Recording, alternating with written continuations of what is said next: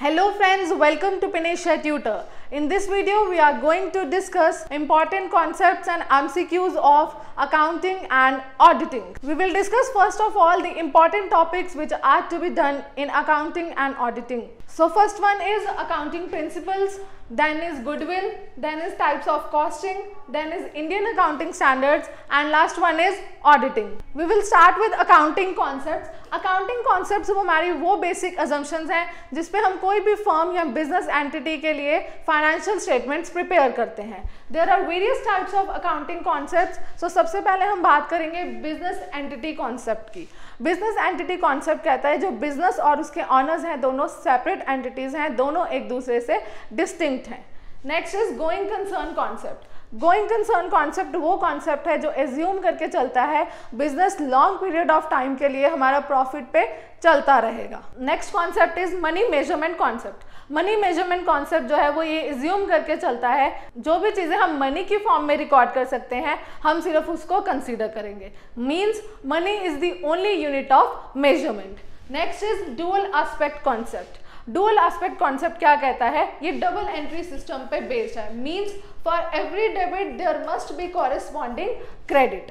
Next is realization concept. Realization concept को हम revenue recognition concept भी कहते हैं. मीन्स इस कॉन्सेप्ट के अकॉर्डिंग हम रेवेन्यू तभी अर्न करेंगे जब हमारी सेल जो है वो हो चुकी है. Before discussing further, I would like to share with you all that you can join UGC NET or JRF at Pinesia Tutor for paper 1 and paper 2 in commerce, management, economics and life sciences. For any query, you can call us or mail us at pinesiatutor.com. Now we will discuss goodwill. Goodwill जो है वो एक intangible asset है. Intangible asset that is which cannot be seen and touched. In other words अगर हम बात करें goodwill क्या है? Excess of total assets over the total liabilities when another business is purchased. There are various types of goodwill. So सबसे पहले हम बात करेंगे डॉग गुडविल की. डॉग एक ऐसा एनिमल है जो अपने ऑनर के लिए फॉन्डनेस डेवलप करता है and not the place where he resides. So ऐसे ही अगर हम कस्टमर की बात करें तो कस्टमर जो है वो कंपनी की लीडरशिप और मैनेजमेंट पे ट्रस्ट करेगा. नेक्स्ट इज कैट गुडविल. कैट गुडविल में जो कस्टमर्स हैं वो कंपनी नेम और ब्रांड नेम के लिए लॉयल हैं. मीन्स वो ब्रांड इक्विटी के लिए लॉयल है and not on the companies management and leadership. जैसे कि इसमें हम बात कर सकते हैं एप्पल की. एप्पल के जो कस्टमर्स हैं वो उसके लिए लॉयल हैं. आईफोन यूजर हैं वो एक बार आईफोन खरीदने के बाद दोबारा से आईफोन खरीदते हैं because they become habitual. Next is rat goodwill. Rat goodwill वो गुडविल है जब कस्टमर्स ना ही कंपनी की मैनेजमेंट के लिए कंसर्न है ना ही कस्टमर्स जो है उनके ब्रांड नेम या फिर कंपनी के नेम के लिए कंसर्न है. Next is auditing. ऑडिटिंग जो है वो सिस्टमैटिक एग्जामिनेशन है हमारे बुक्स ऑफ अकाउंट्स और अदर डॉक्यूमेंट्स की by a competent and unbiased person जिससे हमें पता लगेगा हमारी बुक्स ऑफ अकाउंट्स कितनी कंप्लीट एंड एक्यूरेट हैं. Next is qualities of auditor. अब ऑडिटर को बनने के लिए उसके पास कुछ क्वालिटीज होनी चाहिए जैसे कि हैव रिक्वायर्ड एक्सपीरियंस. जितना एक्सपीरियंस चाहिए वो होना चाहिए. Next is ability to make independent decisions. उसको इंडिपेंडेंट डिसीजंस लेने आने चाहिए. मीन्स कोई भी उसका पर्सनल इंटरेस्ट या फेवरेटिज्म नहीं होना चाहिए.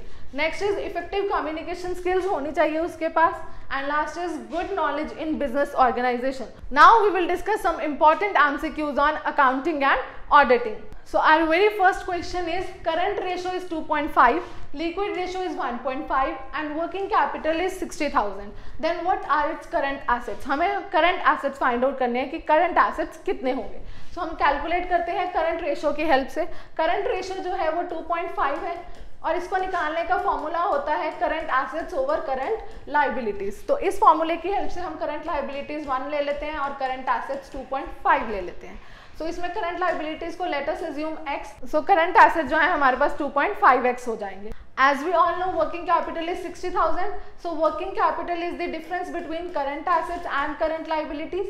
So here working capital given is 60,000 and current assets is 2.5x and current liabilities is x. तो इस फॉर्मूले की हेल्प से हमने x की वैल्यू निकाली. That comes out to be 40,000. अब हमें निकालने थे current assets. So current assets से हमारे पास 2.5 टाइम्स ऑफ x. इधर हमने x की वैल्यू पुट की 2.5 into 40,000 and it comes out to be 1 lakh. So correct answer is option number C, that is 1 lakh. Next question is of assertion and reasoning. Assertion given है on the incoming of a new partner, assets and liabilities are revalued. और उसका reason given है this is the benefit for both new as well as old partner. Assertion जो है वो कहती है कि जो भी हमारा इनकमिंग पार्टनर है, न्यू पार्टनर है, तब हम अपनी एसेट्स और लाइबिलिटीज रीवैल्यू करेंगे। और रीजन कहता है इससे दोनों को बेनिफिट मिलेगा, old as well as new partner को। So answer for this is option number A, means both A and R true and R is the correct explanation of A. Next question is which of the following is a non operating expense. Non operating expense हमारी वो cost है जो business की core activity से linked नहीं होती। तो हमने इनमें से बताना है कौन से हमारे पास नॉन ऑपरेटिंग एक्सपेंस है। सो correct answer is option number D, that is interest on loan. Next is when a business is purchased, any amount paid in excess of the assets minus liabilities, it is called as। ये अभी हमने पढ़ा, जब हम कोई भी business purchase करते हैं तो हमारे एसेट्स ओवर लाइबिलिटीज जो है उन दोनों का डिफरेंस हमारे पास बन जाता है goodwill. So correct answer is option number B, that is goodwill. Next is safety audit is mandatory for. सबसे पहले हम देखेंगे सेफ्टी ऑडिट क्या है। सेफ्टी ऑडिट क्या है कि वर्कर के हेल्थ इश्यूज के साथ कंसर्न करता है एंड हमारे एनवायरनमेंट को कोई भी नुकसान नहीं पहुंचा रहा। तो ये किसके लिए कंपलसरी है, किसके लिए मैंडेटरी है, हमने ये बताना है। So answer for this is option number B, that is hazardous industries. Hazardous industries वो इंडस्ट्रीज हैं जो कि हार्मफुल हैं, जैसे कि explosive industries, chemical industries, fertilizer industries and many more. Next is which of the following ratios does come under activity ratios. इनमें से हमने बतानी है कि कौन सी हमारे पास एक्टिविटी रेशियोज हैं। So answer is option number D, that is inventory turnover ratio. Inventory turnover ratio क्या है, ये हमारी एक्टिविटी रेशियोज हैं एंड एक्टिविटी रेशियोज वो रेशियोज हैं जो ऐसे फाइनेंशियल एनालिसिस टूल्स यूज करती हैं जिससे हमें पता लगे कि कितनी बिजनेस की एबिलिटी है वो अपने एसेट्स को कैश में कन्वर्ट कर रहा है। इसको इन्वेंट्री टर्नओवर रेशियो को हम एक्टिविटी रेशियो कहते हैं और इसको कैलकुलेट करने का फॉर्मूला है कॉस्ट ऑफ गुड्स सोल्ड, जिसको हम COGS भी कहते हैं, over average inventory. Average inventory निकालने का फॉर्मूला है opening plus closing inventory divide by 2। Next is the main objective of auditing is. हमारे पास ऑडिटिंग का क्या सबसे ज्यादा प्राइमरी पर्पस है। So answer for this is option number B, that is expression of an opinion on true and fair view of accounts. कि हमें accounts का true और फेयर व्यू पता लगे, ये हमारा ऑडिटिंग का सबसे मेन ऑब्जेक्टिव है। Next is window dressing is prohibited because of. Window dressing prohibited है क्यों, इनमें से कौन सी कन्वेंशन के कारण विंडो ड्रेसिंग प्रोहिबिटेड है।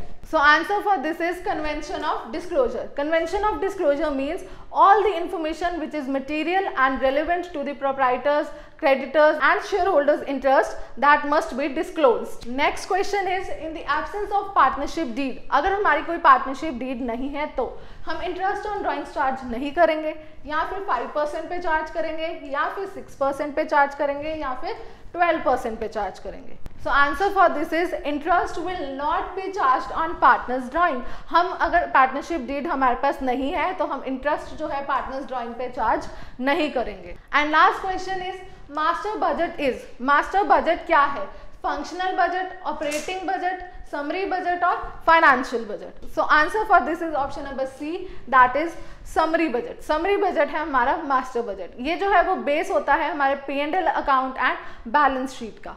Thank you so much for watching, have a nice time.